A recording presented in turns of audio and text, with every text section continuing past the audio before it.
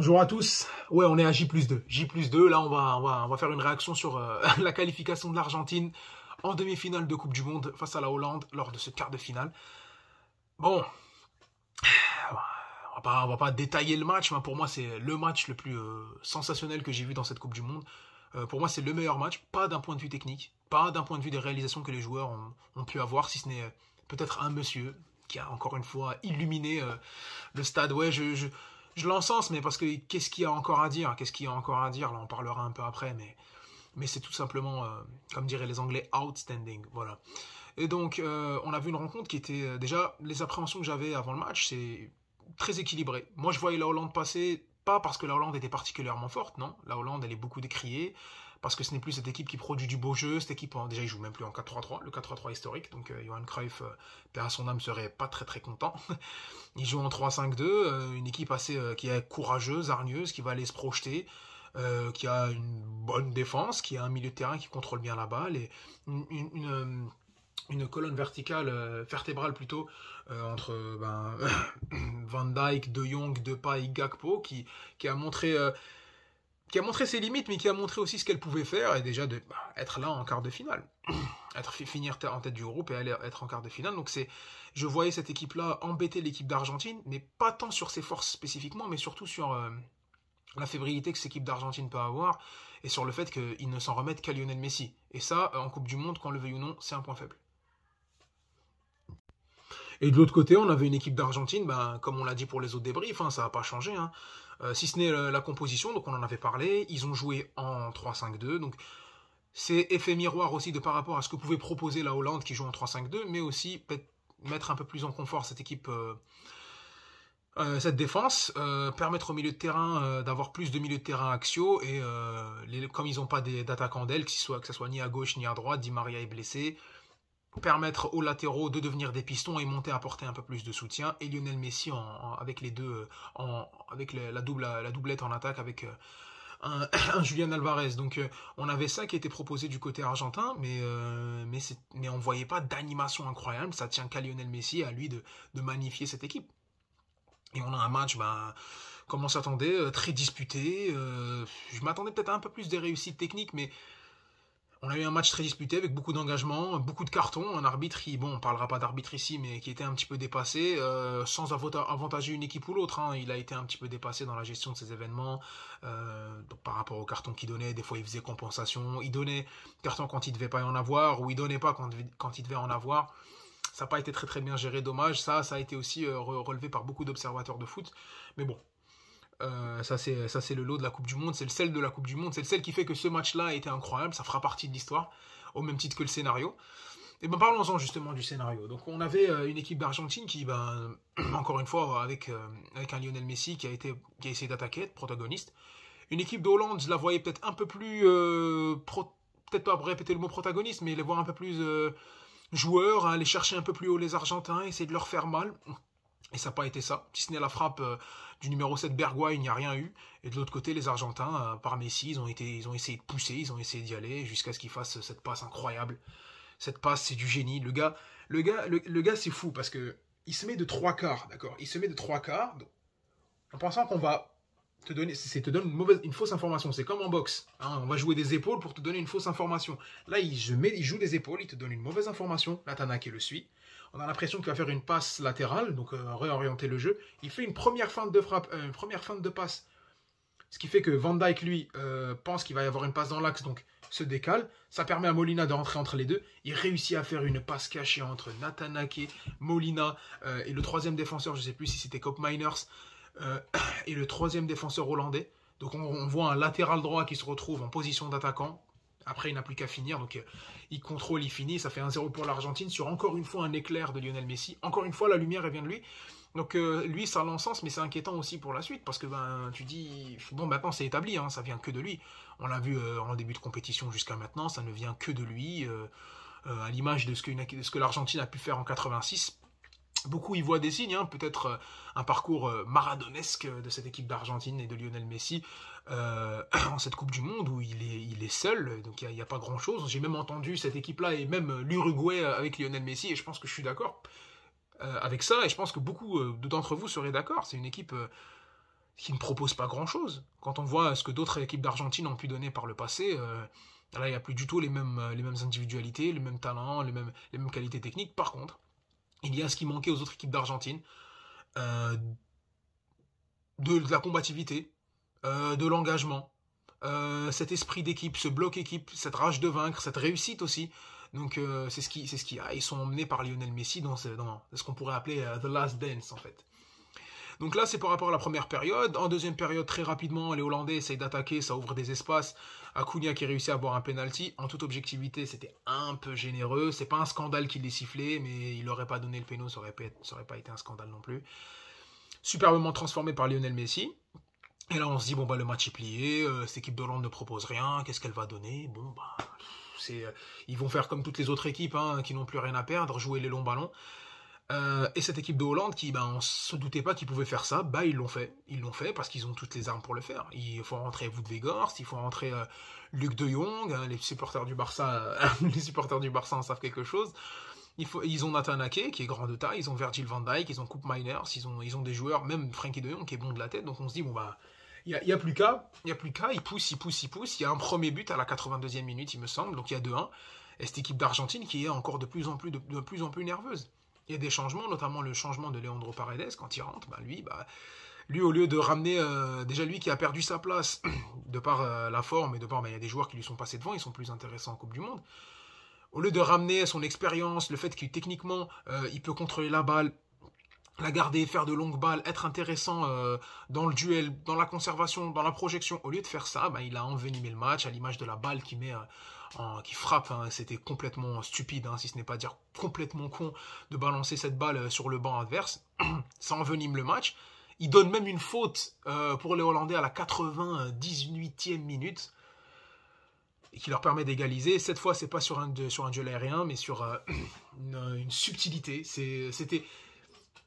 C'était beau à voir parce qu'on s'y attendait pas. Cette petite balle poussée légèrement comme ça en dessous, ça passe même pas en dessous du mur. Hein. C'est-à-dire qu'elle passe juste à côté. Wout Weghorst qui égalise et là il y a le momentum qui part pour cette équipe hollandaise. On pense qu'en prolongation ils vont écraser l'équipe d'Argentine qui est déjà un peu fébrile. On l'a vu dans le premier match de la Coupe du Monde, tremblotante. On s'est dit qu'est-ce qui va se passer, comment ça va évoluer. Et là les Argentins m'ont surpris. Ils ont tout donné. L'équipe d'Hollande n'a rien fait alors qu'ils avaient justement l'avantage psychologique. Ils étaient dans un temps fort, ils n'en ont rien fait. L'équipe d'Argentine a poussé, a eu beaucoup d'occasions. Des frappes, un corner direct de Di Maria qui a failli rentrer. Donc le gardien Knoppert, il a maintenu la pression. Après, au bout d'un moment, ils ont réussi, entre guillemets, à maintenir ce qu'ils cherchaient. J'ai bien l'impression qu'ils cherchaient à aller au tir au but parce qu'ils proposaient plus rien. Ils ont presque même plus essayé. Et ça, c'était décevant pour un quart de finaliste de Coupe du Monde qui avait les velléités d'aller la gagner. On l'a vu, les déclats d'avant-match qui ont même causé ce qui s'est passé dans le match, parce qu'il y avait beaucoup d'invectives.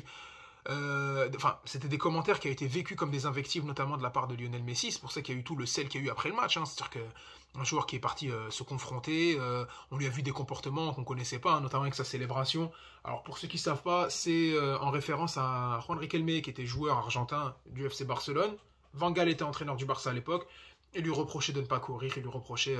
il avait maltraité, entre guillemets, et pour Lionel Messi, il a vu ça comme un symbole.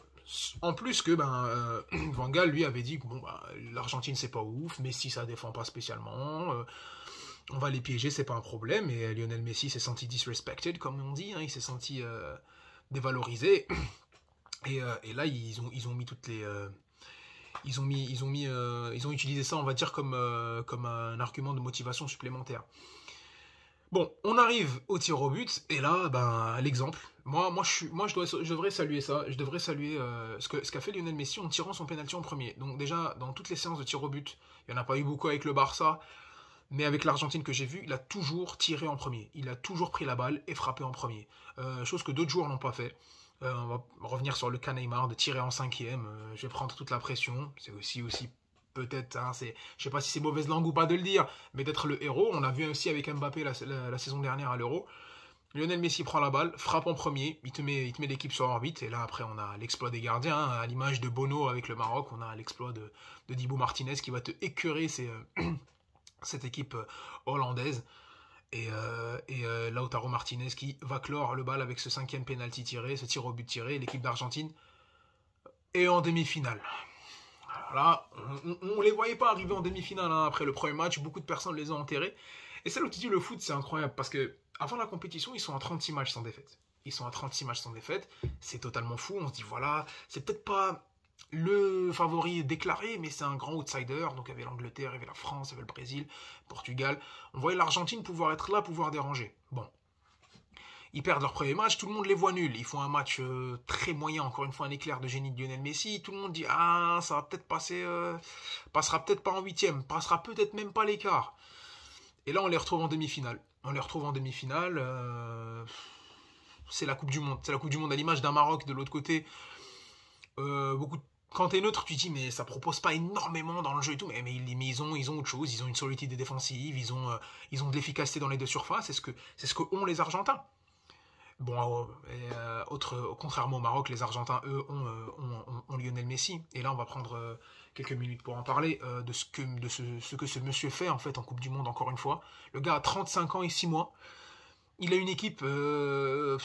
Quand on vous dit c'est l'Uruguay avec Lionel Messi, c'est pas faux. Hein. C'est une équipe, c'est des combattants, c'est ce qu'on appelle dans le foot des garces. Hein. Ça fait des fautes. Ça va gagner du temps, c'est pas incroyablement propre techniquement, mais c'est des soldats, c'est vraiment des lieutenants, et ils sont tous focus pour lui, il y a cet engouement, il y a cette volonté de lui donner sa Coupe du Monde, de récompenser le football, comme on peut dire certains, et on voit ce joueur-là il est en mission. Cette expression, je l'ai vu beaucoup de fois, ouais, il est en mission, lui en mission. Non, Lionel Messi, lui, est en mission. On le voit, une équipe très limitée, ce qu'il est en train de faire, il est en train de bonifier des joueurs. Molina est remplaçant à l'Atlético Madrid, et il te met un but. On voit Acuna qui se déplace, qui va essayer de proposer des ballons. On voit un Julián Alvarez, on voit même les autres autour de lui, qui essayent de faire un maximum d'efforts, un maximum de danger, un maximum de mal aux équipes adverses pour lui permettre, lui, d'être moins impliqué défensivement, même s'il l'est beaucoup, on le voit presser. Donc si tu es supporter du Paris Saint-Germain, tu pètes un plomb. Hein, comment tu vois Lionel Messi pressé, il le faisait pas il y a 3 semaines. Il est prêt physiquement, il est frais, il se donne, et il est en train de bonifier une équipe, les emmener en demi-finale, il a rien autour de lui. Neymar, lui, a Anthony, a Richarlison, à Rafinha, à Vinicius, à Rodrigo, à Paqueta, à Guimarães. On peut avoir du côté de la France, il y a Ousmane Dembélé, il y a Giroud, il y a Coman, il y a Griezmann. En Angleterre, même s'ils sont éliminés maintenant, on va les citer. Hein. Kane, Rashford, Saka. Au Portugal, vous avez João Félix, Bruno Fernandes, vous avez Rafael Leao.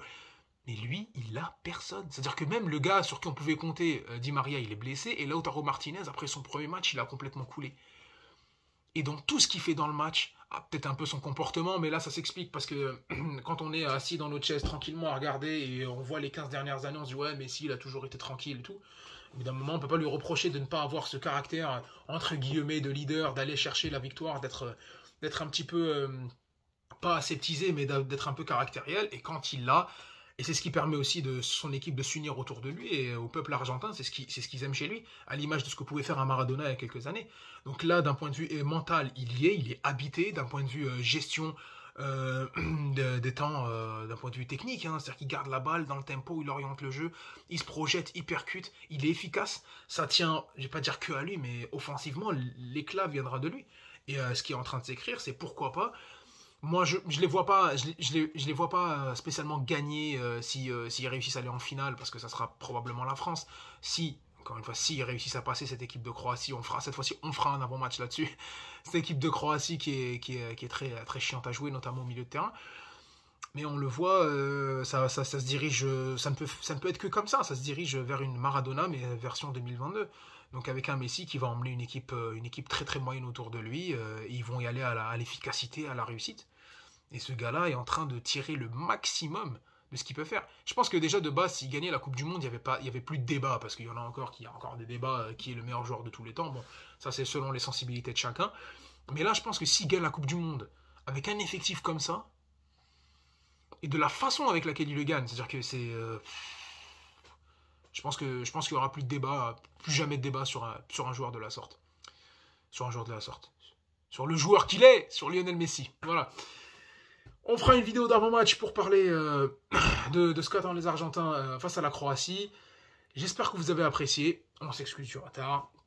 Et je vous demande comme d'habitude de vous abonner, de partager la vidéo si ça vous a plu, de commenter, me dire ce que vous en avez pensé, et de lâcher un petit like pour le soutien, ça fait toujours plaisir.